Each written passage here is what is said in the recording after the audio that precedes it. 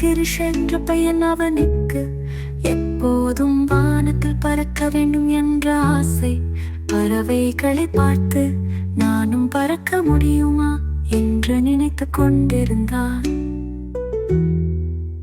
ஒரு நாள் கிராம திருவிழாவிற்கு செல்லும் வழியில் ஒரு பழைய கம்பளம் அவனுக்கு கிடைத்தது. முதலில் அது சாதாரணமாகத்தான் இருந்தது. ஆனால் இரவில் அவன் அதில் தூங்க முயன்ற போது திடீரென கம்பளம் ஒளிர்ந்தது.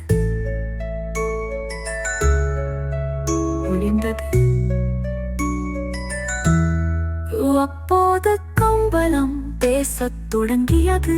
நான் மாயா கம்பளம், ஆசை இருந்தால் என் மீது உட்கார் என்றது. உடனே கிரிஷ் அதில் உட்கார்ந்தான். கம்பளம் வானத்தில் எழுந்து பறந்த போது அவன் பல அற்புத இடங்களை பார்த்தான். பாலைவன மணல், அரண்மனை, சிறுநோ மணலில் இருந்து உயர்ந்த மாய கோட்டை, இரண்டாவதாக கடல் மேல் மிதக்கும் தீவு. அங்கு நட்பானடால் திங்கள் அவனை வரவேற்றன. மூன்றாவதாக வானவில் பாலம், அங்கு மேக குழந்தைகள் அவனுடன் விளையாடின. பிறகு அவனது வீட்டிற்கு திரும்பியது. கிரிஷ் பயணத்தின் முடிவில் கம்பளத்திடம் கேட்டான், எனது கிராம குழந்தைகள் எல்லாரும் இவ்வளவு அழகான இடங்களை பார்க்க வேண்டும், நான் மட்டும் அல்ல.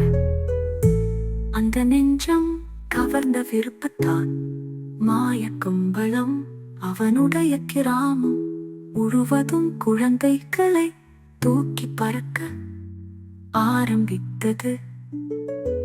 அந்த நாளில் இருந்து கிராம குழந்தைகள் அனைவரும் மாய கம்பளத்தில் சாகச பயணம் செய்தார்கள்.